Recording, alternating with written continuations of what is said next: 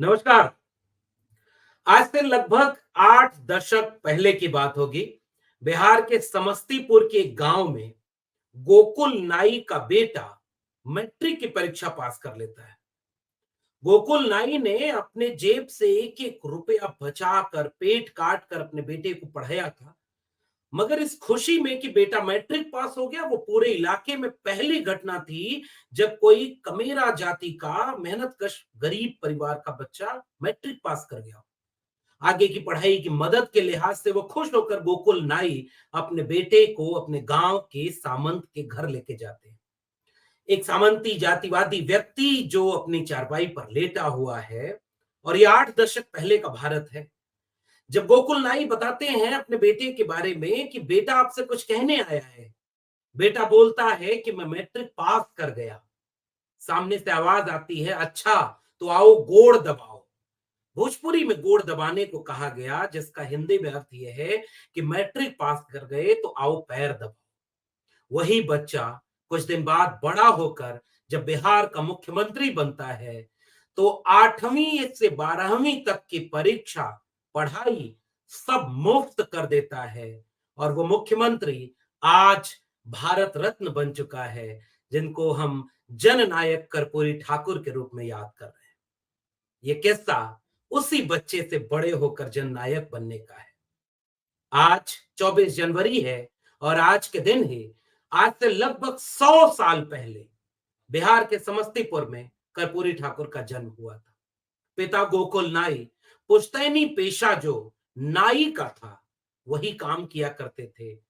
हजारों साल से जो किसान कमेरा जातियों के लोग हैं, कोई हसुआ बसुली लेकर, कोई कुदाल फावड़ा लेकर, तो कोई कैंची और उस्तरा लेकर अपना जीवन खपाते चले गए, इस उम्मीद में कि कभी हमारी आने वाली पीढ़ियों के हाथ में कलम और किताब होगी तो वो हमारी भी गुलामी का मुस्तकबिल बदलेंगे। कर्पूरी ठाकुर उस मुस्तकबिल बदलने के ख्वाब में एक ऐसे नाम बन गए जो उन्होंने मैट्रिक का पास करने के बाद आगे की पढ़ाई के लिए बाहर निकल गए। कर्पूरी ठाकुर की शुरुआती तालीम, शुरुआती शिक्षा अपने गांव के ही पास के एक स्कूल में हुई, जिसकी दूरी उनके घर से 6 किलोमीटर थी। यानी कर्पूरी ठाकुर रोज पैदल 6 किलोमीटर अपने स्कूल जाते और 6 किलोमीटर वापस लौटते, और पैर में जूता चप्पल भी नहीं था। ऐसी पढ़ाई करके जब कर्पूरी ठाकुर आगे बढ़े, बिहार के मुख्यमंत्री बन गए और अपने काम से उस पूरे राज्य के जो पिछड़े लोग थे, सबसे हाशिए पर ढकेल दिए गए लोग थे, उनके हित के लिए जब मुंगेरी लाल कमीशन बनाया और मुख्यमंत्री रहते हुए पहली बार बिहार में आरक्षण लागू कर दिया, उसी कमीशन के रिकमेंडेशन के आधार पर, तो कर्पूरी ठाकुर को, एक चुने हुए मुख्यमंत्री को, आज से तकरीबन 50-60 साल पहले की ही घटना है। कोई आदिकाल और मध्यकाल की घटना नहीं है। एक चुने हुए मुख्यमंत्री को गाली दी गई और मैं वो गालियां आपसे साझा करना चाहता हूं। और ये इस देश में शायद अनूठा किस्सा है। कर कर्पूरी, कर पूरा, गद्दी छोड़, धर उस तरह। उस तरह समझते हैं ना, वो जो नाई आपके दाढ़ी बनाने के लिए उस तरह और इसका इस्तेमाल करता है। यानी कर्पूरी ठाकुर को गाली उनकी जाति और उनके पेशे से जोड़कर दी गई। एमए बीए पास करेंगे, करपुरिया को बांस करेंगे। अगर आप भोजपुरी इलाके के नहीं हैं और अगर यूपी बिहार से नहीं है तो शायद आपको बांस करने का अर्थ समझ में नहीं आएगा, और अगर आप वहां के हैं तो समझ गए होंगे कि ये कितनी भद्दी गाली है जो एक चुने हुए मुख्यमंत्री कर्पूरी ठाकुर को दी गई। आरक्षण कहां से आई? करपुरिया की मां भी आई। यानी कर्पूरी की मां को गाली दी गई कि उसकी मां ने आरक्षण रूपी बच्चे को जन्म दिया। और आज इस देश में ये बात आज हम 2024 में कर रहे हैं, लेकिन आज से 6 दशक पहले कल्पना करिए कि एक चुने हुए मुख्यमंत्री के लिए ये गालियां इसी देश में दी गई थी। और कर्पूरी ठाकुर ने गालियां सुनी। गाली देने वाले इतिहास में मिट गए और कर्पूरी ठाकुर अपनी जयंती के 100वें वर्ष में आज भारत रत्न करार दिए गए। आज पूरा देश कर्पूरी ठाकुर को याद कर रहा है। मैं आपसे कर्पूरी ठाकुर को कुछ किस्से के बहाने याद करने के लिए आया हूं। आज हम कर्पूरी ठाकुर को याद कर रहे हैं, जिन्होंने प्रजा सोशलिस्ट पार्टी से अपना करियर शुरू किया। कर्पूरी ठाकुर को विरासत में कुछ भी नहीं मिला था। एक टूटा फूटा कच्चा मकान, पिता गोकुल का पुश्तैनी पेशा, जो उनके काम गाली सुनने के लिए आया। कर्पूरी ठाकुर को उनके पिता ने विरासत में और कुछ नहीं दिया। हाँ, इतना जरूर दिया कि कर्पूरी ठाकुर के हाथ में कलम पहुंची। मगर हाँ, बिहार की समाजवादी विरासत ने कर्पूरी ठाकुर को बहुत कुछ दिया। वो डॉक्टर राम मनोहर लोहिया को अपना राजनीतिक गुरु मानते थे। वो जयप्रकाश नारायण के आसपास काम करने वाले थे। वो जंगे आजादी में जेल गए थे।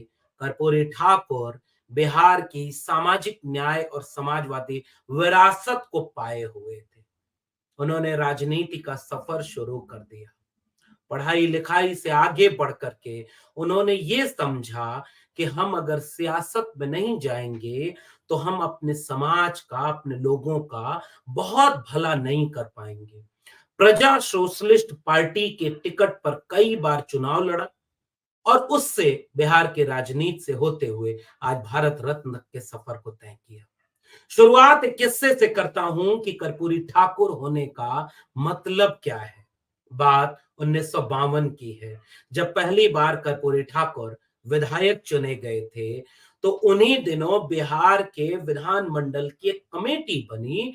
उस कमेटी के सदस्य कर्पूरी ठाकुर भी थे। उस कमेटी के प्रतिनिधि मंडल को ऑस्ट्रिया जाना हुआ। ऑस्ट्रिया जाने पर उनके लिए एक मुश्किल आई कि उनके पास विदेश जाने के लिए कोट नहीं है।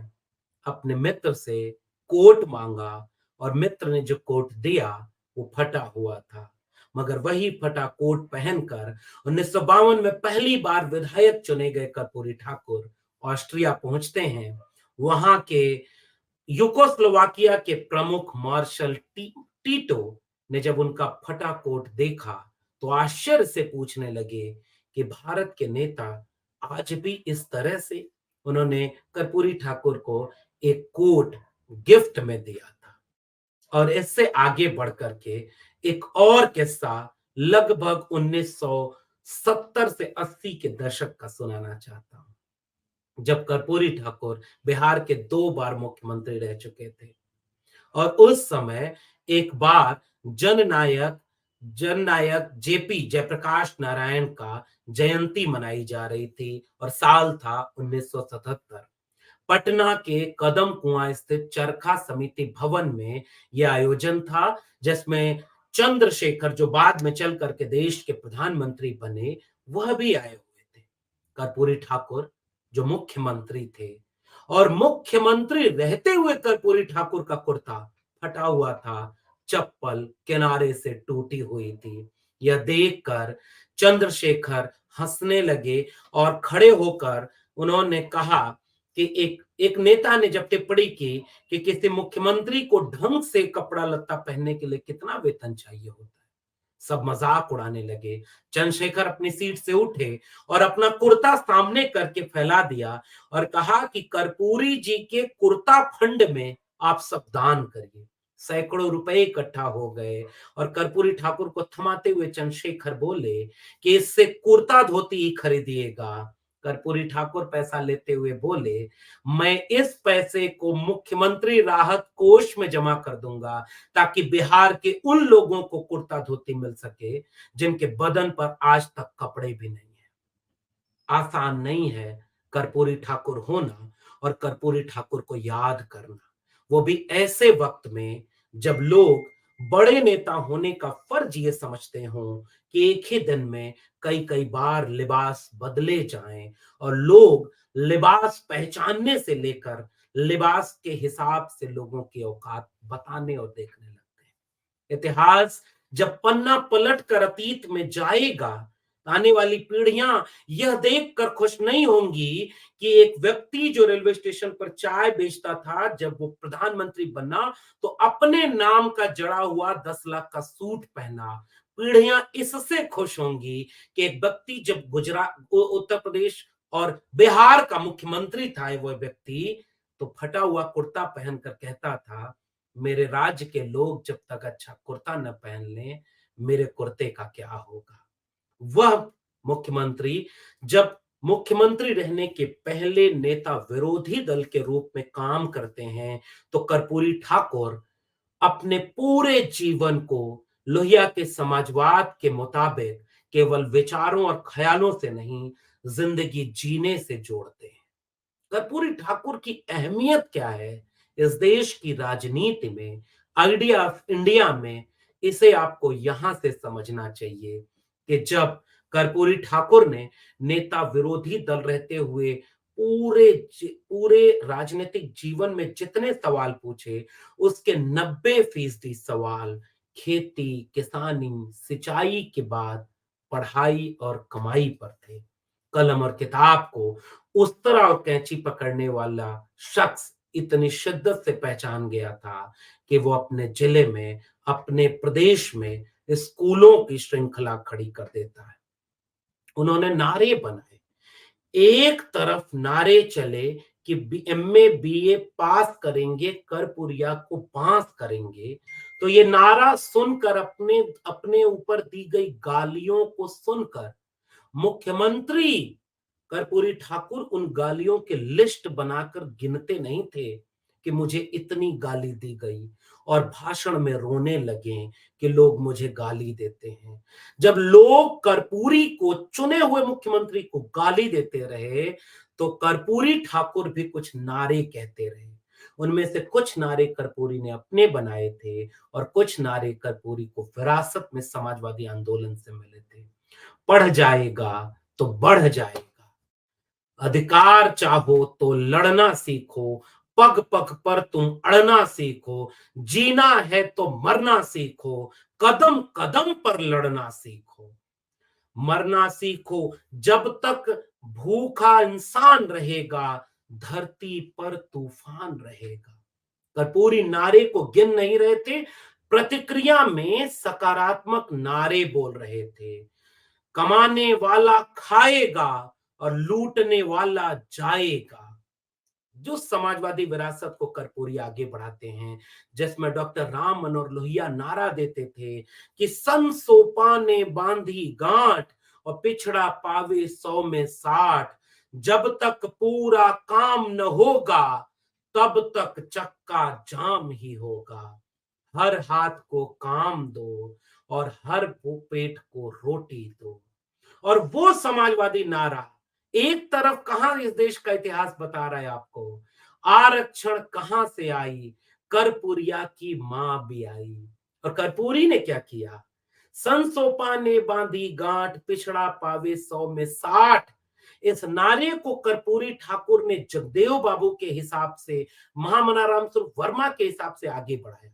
आइडिया ऑफ इंडिया को यहां से समझिए कि 100 में 90 शोषित हैं, शोषितों ने ललकारा है, धन धरती और राजपाट में 90 भाग हमारा है।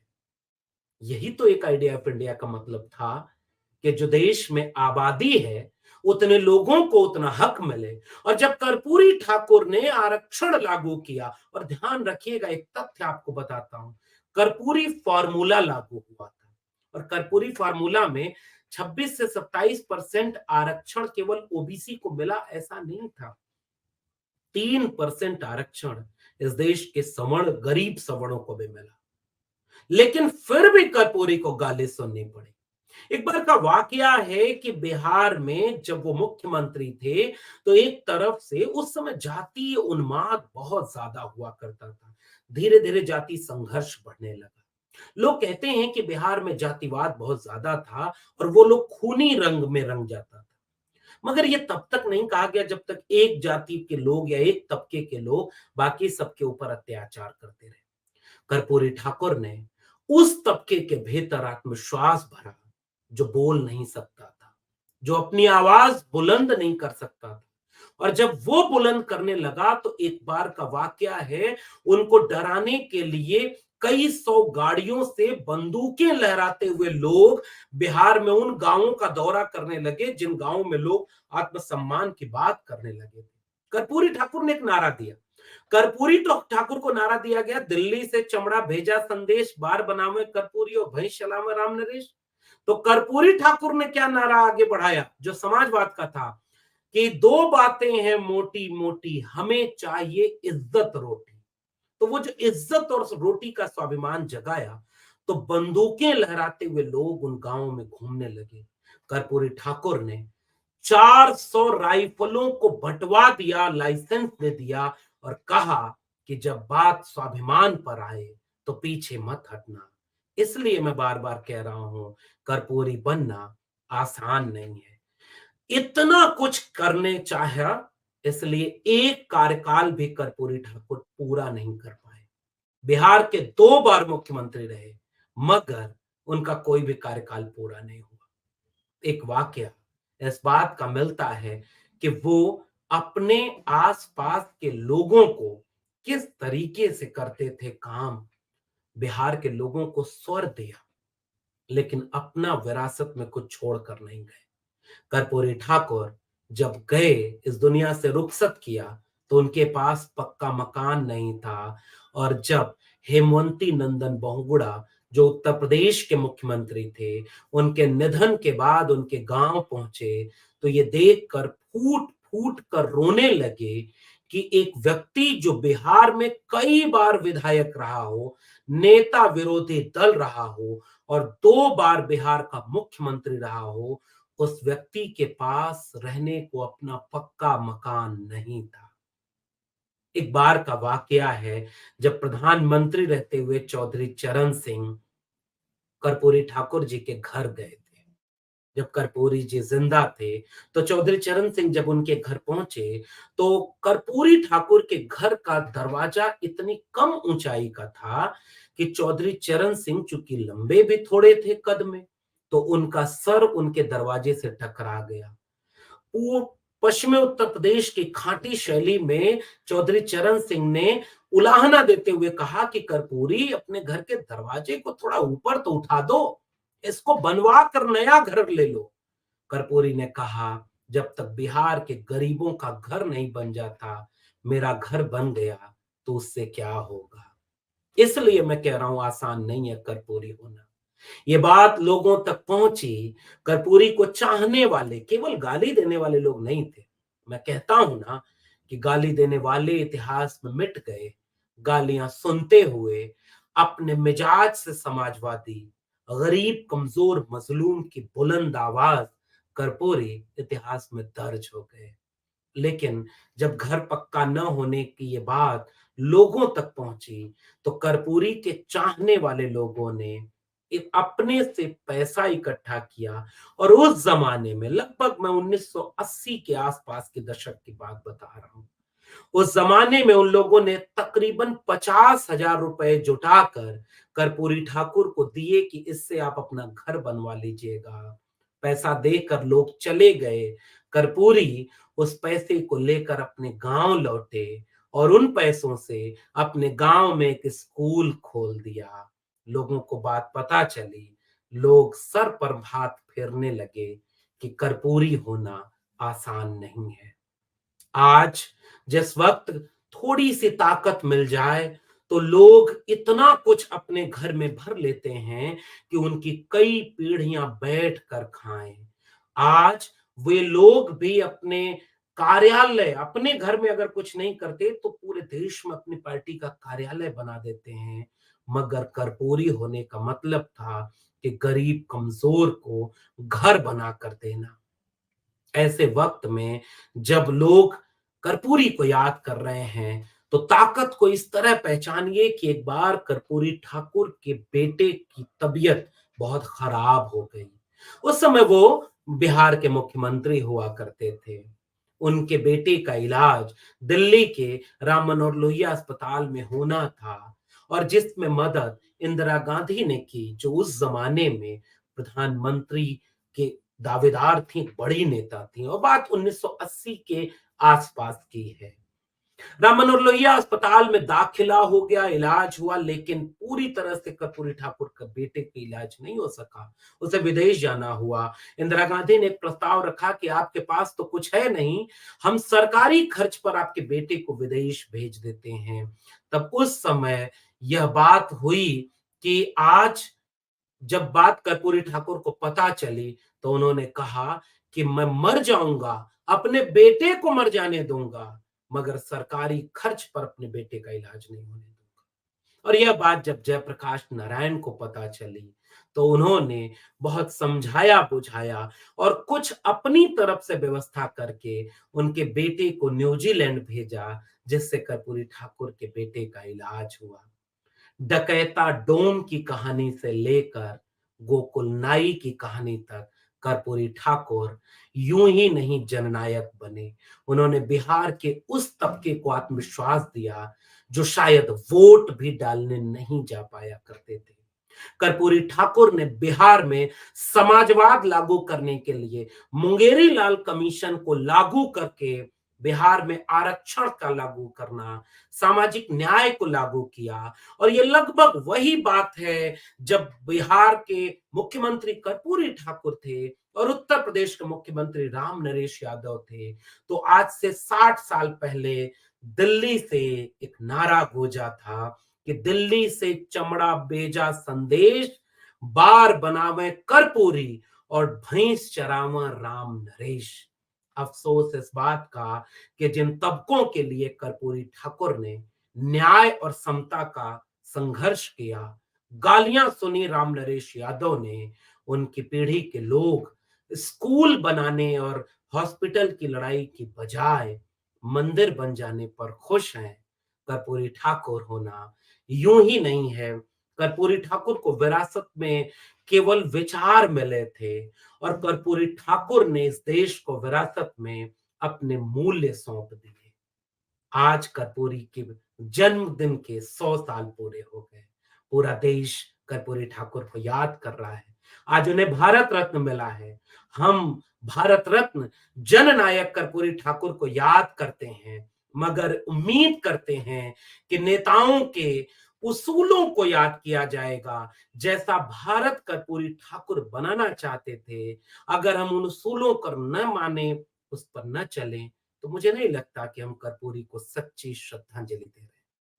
उन पर फिल्म बनी जननायक, जिसके गीत से आज की बातचीत को खत्म करना चाहूंगा, जिसे लिखा है डॉक्टर सागर ने कि सदियों से था दूर तलक घनघोर अंधेरा राहों में, कर्पूरी तब भरे उजाला इन खामोश निगाहों में, जन जन बोले तन मन डोले हर दिल डोले, जिंदाबाद कर्पूरी को याद करो तुम, जननायक को याद करो तुम।